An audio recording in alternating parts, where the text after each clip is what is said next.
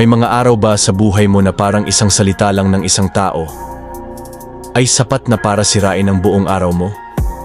Isang mapanirang komento, isang malamig na tingin, isang text na hindi nireplyan, o isang pangakong binitiwan pero hindi tinupad. Bigla kang natulala, napuno ng inis, ng galit, ng tanong, bakit ganon? Ano bang nagawa ko?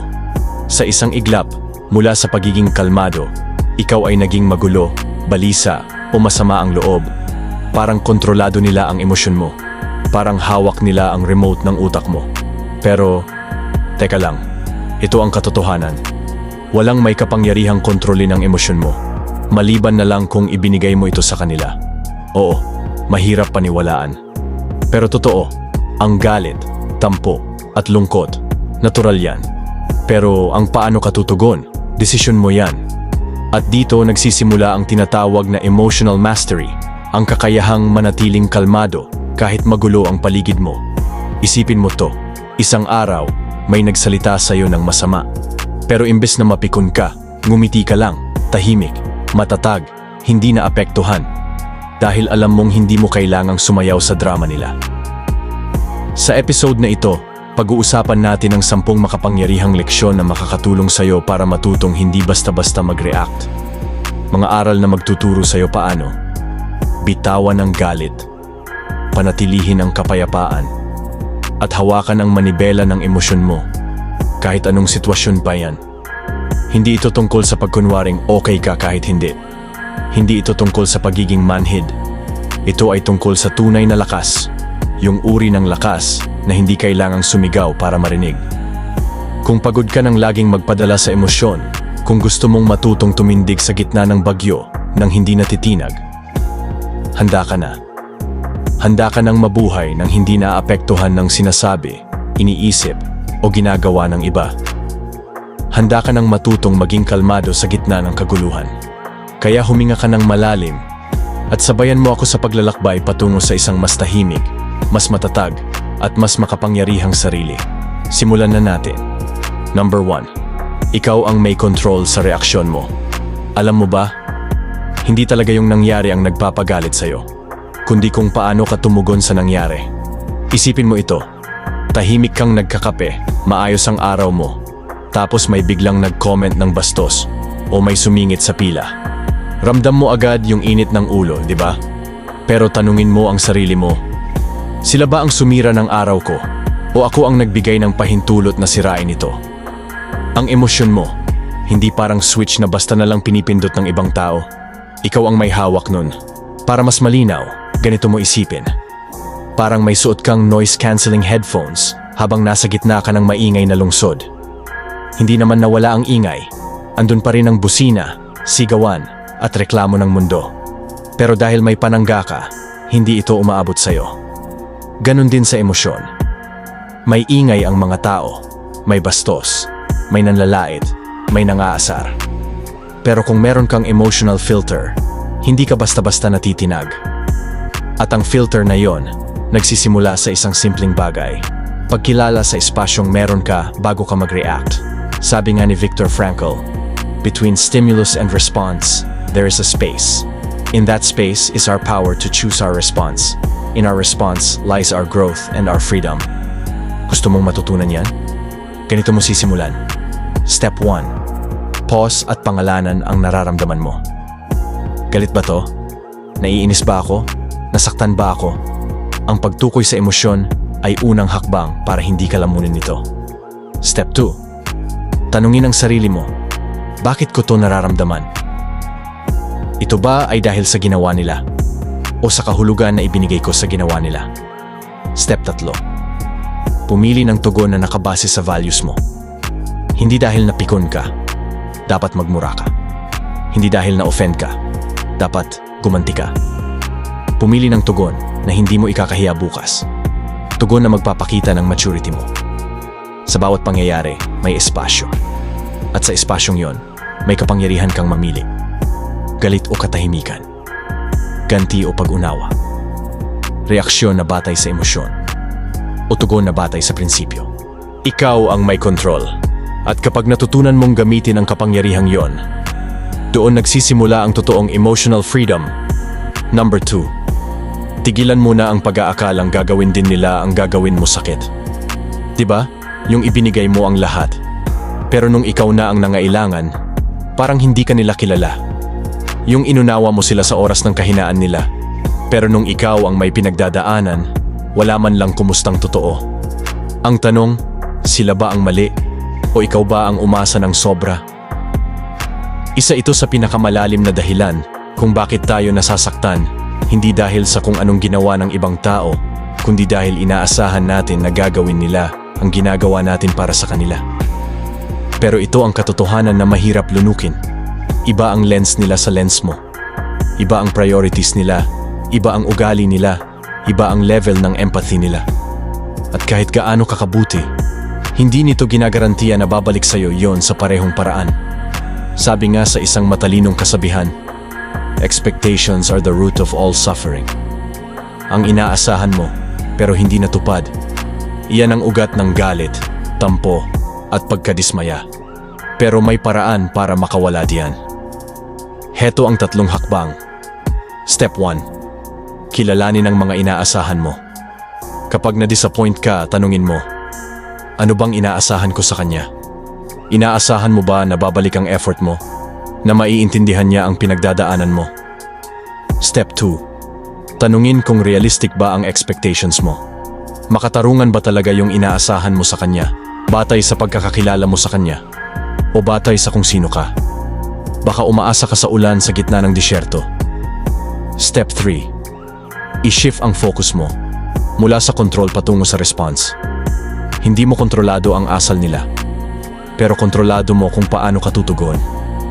Hindi mo kayang pilitin silang magbago, pero kaya mong piliing hindi magpakain sa sakit. Sa huli, ito ang dapat mong tandaan.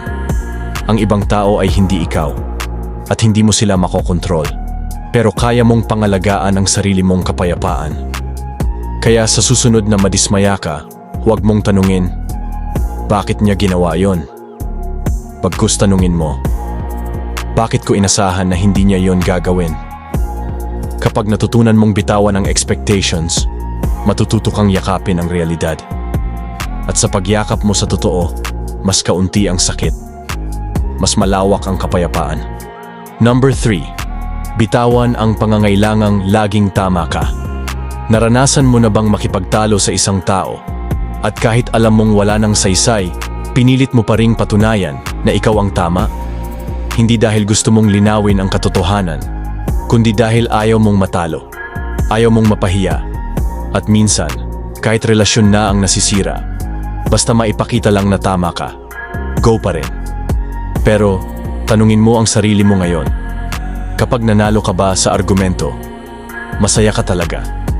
O mas lalo kang napagod? Maraming beses, yung urge nating manalo sa lahat ng debate ay hindi dahil malakas tayo, kundi dahil may insecurity tayong tinatago. Parang kapag nagkamali tayo, bumababa ang halaga natin. Kaya ginagawa natin ang lahat para lang hindi mukhang mali. Pero ganito ang mas malalim na tanong. Gusto mo bang maging tama?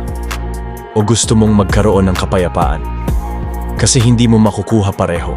Lalo na kung ang kabuntot ng pagiging tama mo ay tensyon, sumbatan at sirang relasyon.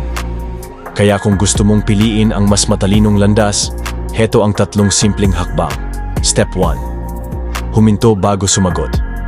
Bago ka magsalita, tanungin mo, kailangan ko ba talagang patulan to? O pwede ko na lang palampasin? Step 2. Unawain muna bago umalma. Hindi lahat ng hindi sang-ayon sa'yo ay kalaban. Minsan, kailangan mo lang silang pakinggan para makita mo rin kung saan sila nanggagaling. Step 3. Piliin ang laban na mahalaga. Hindi lahat ng gulo ay kailangan mong salihan. Piliin mo lang ang mga diskusyong aligned sa values mo. Yung may saysay, hindi lang may ingay. Hindi ka nawawalan ng dignidad kapag inunawa mo ang iba.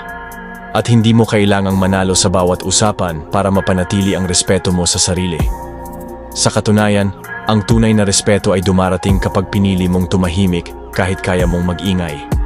Kapag pinili mong umintindi kahit kaya mong magturo. At kapag pinili mong maging payapa kahit kaya mong manindigan. Kapag natutunan mong bitawan ang pride, kapalit nun ay katahimikan na hindi kayang tapatan ng kahit anong argumento. Number 4. Huwag mong hayaan na ang opinyon ng iba ang magdikta ng halaga mo. Sabihin natin excited kang i-share ang isang idea, baka sa trabaho, sa isang post online, o kahit simpleng kwento sa kaibigan.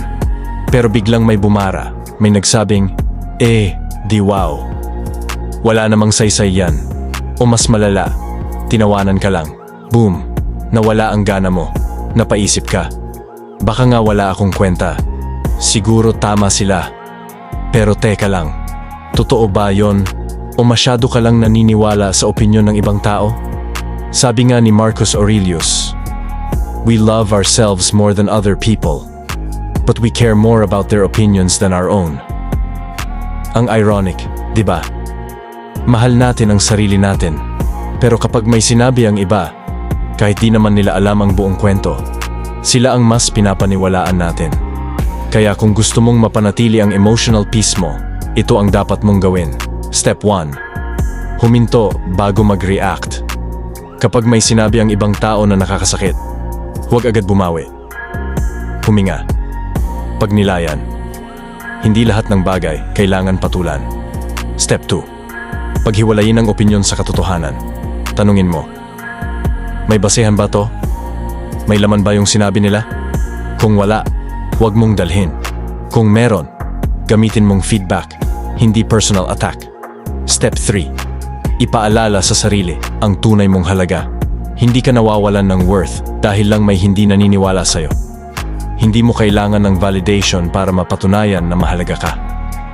Ang halaga mo, hindi nakabase sa palakpak o sa batikos, kundi sa kung sino ka talaga. Ang mga salita ng ibang tao ay parang hangin, kaya kang guluhin, pero kaya mo ring iwasan.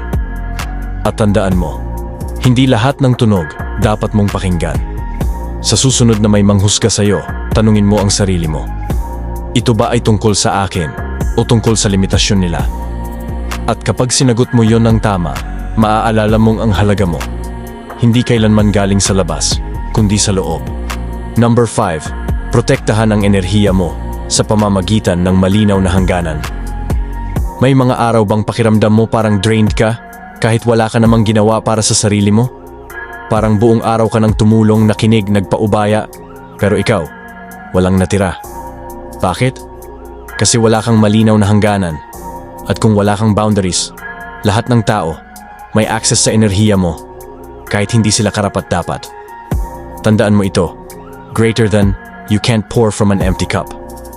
Hindi ka pwedeng magbigay kung ikaw mismo ubos na. Ang paglalagay ng boundaries ay hindi pagiging masama. Ito ay paggalang sa sarili. Ito ang sinasabi ng katawan mo kapag pagod ka na. Ito ang boses ng puso mong gustong marinig, pero lagi mong binabalewala. Sabi nga ni Epictetus, "Freedom is the ability to live as we wish." Pero paano ka magiging malaya kung ang oras mo, emosyon mo, at lakas mo ay hawak ng ibang tao? Kaya heto ang 3 hakbang para makapagsimula ka. Hakbang 1, maging malinaw at totoo. Sabihin mo kung ano ang kaya mo at hindi mo kaya. Hindi kailangan ng mahabang paliwanag, kailangan lang ng katapatan. Halimbawa, hindi ako available ngayong gabi. Kailangan kong magpahinga.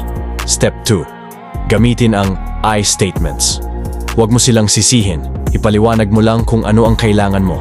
Halimbawa, kailangan ko ng oras para sa sarili ko, imbes na, ikaw kasi, palagi mo akong ginugulo. Step 3. Panindigan ang hangganan mo. Kapag sinabi mong hindi, panindigan mo. Kapag nilabag, paalalahanan. Kasi kung ikaw mismo ay hindi seryoso sa boundaries mo, huwag mong asahan na seryosohin din sila ng iba. Hindi selfish ang maglagay ng limitasyon. Self-respect yon. At sa tuwing pinipili mong unahin ang kapayapaan mo, pinapakita mong mahal mo ang sarili mo. Hindi sa salita, kundi sa gawa. Kaya sa susunod na may magtanong, humingi, o umasa na lalagpas ka na naman sa limitasyon mo, huminga ka. Tumingin ka sa salamin at tanungin ang sarili, ako ba'y nauubos para sa iba habang ako ang walang natitira? At kung ang sagot ay oo, panahon na para maglagay ng hangganan. Number 6. Kalagi ng sarili sa opinyon ng iba. Ilang beses mo na bang pinigilan ang sarili mong maging totoo dahil sa takot na mahusgahan? Napakaraming tao ang takot ma-misunderstand. Kaya ang nangyayari, nag-a-adjust, nagpapanggap, naglilihim ng totoong damdamin. Pero sa dulo, sino ba ang nawawala? Ikaw rin. Tandaan mo ito. Lahat ng tao may kanya-kanyang lente. May sariling pinanggagalingan. Kaya kung paano kanila tingnan, kadalasan ay salamin ng sarili nilang pananaw, insecurities o karanasan, hindi ng katotohanan mo. Sabi nga ni Lao Tzu, care about what others think and you will always be their prisoner. At sino ba ang gustong mabuhay sa hawla ng opinyon ng iba? Kung gusto mong lumaya, heto ang 3 hakbang na makakatulong. Hakbang 1, tanungin ang bigat ng opinyon.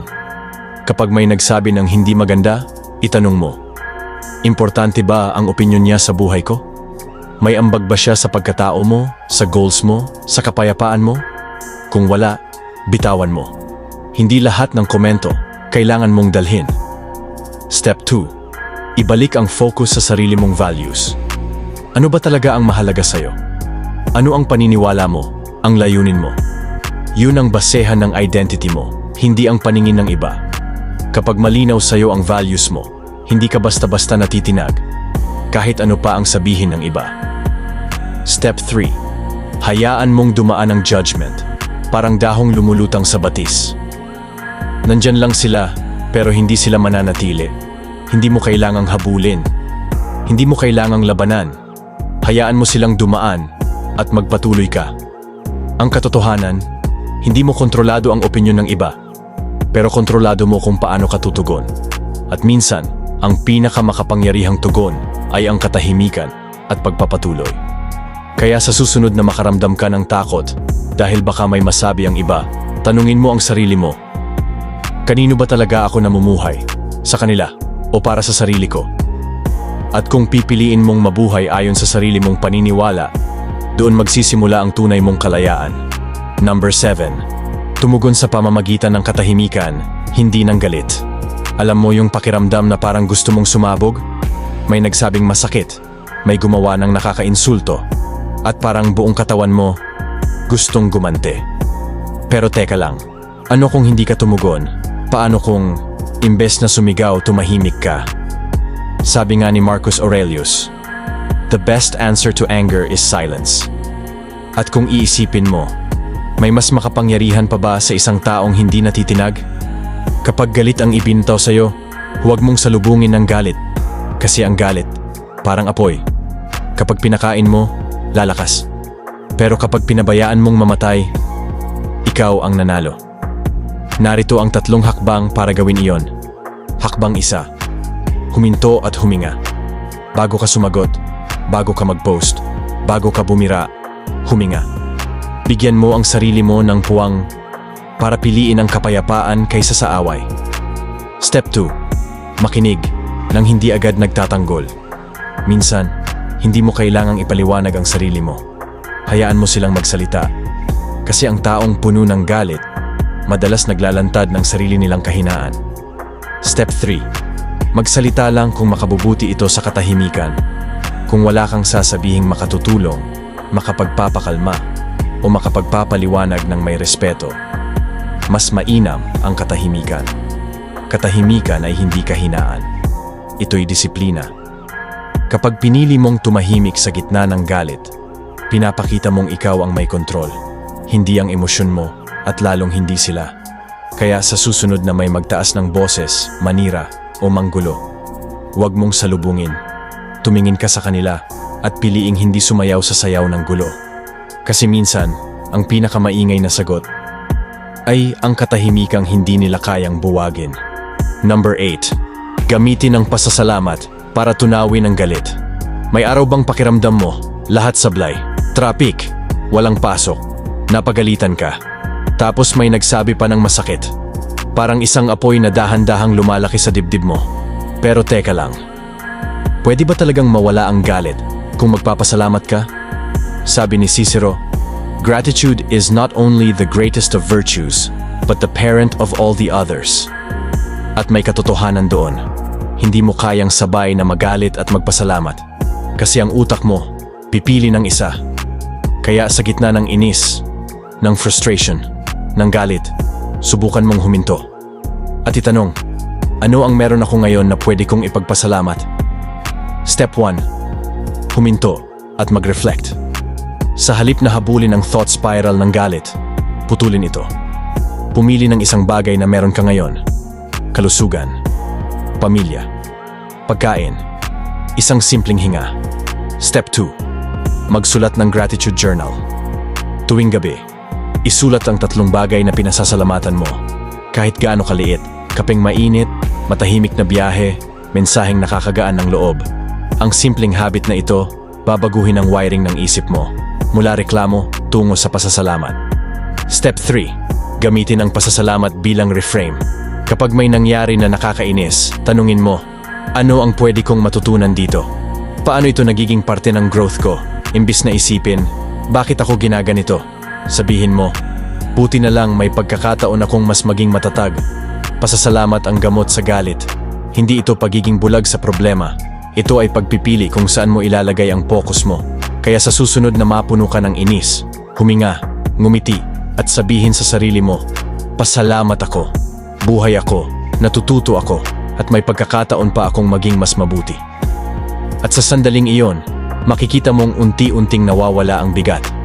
Number 9. Gamitin ang puna bilang hakbang sa paglago. May nagsabi na ba sa'yo ng masakit tungkol sa ginagawa mo? Yung akala mo okay ka na, tapos bigla kang kinuwestiyon, pinuna, o pinintasan? Normal lang masaktan. Pero, ibig bang sabihin noon, mali ka na agad? Hindi lahat ng puna ay atake. Minsan ito ay paanyaya sa pag-unlad. Sabi nga sa isang kasabihan, criticism like rain should nourish, not destroy. At totoo yon.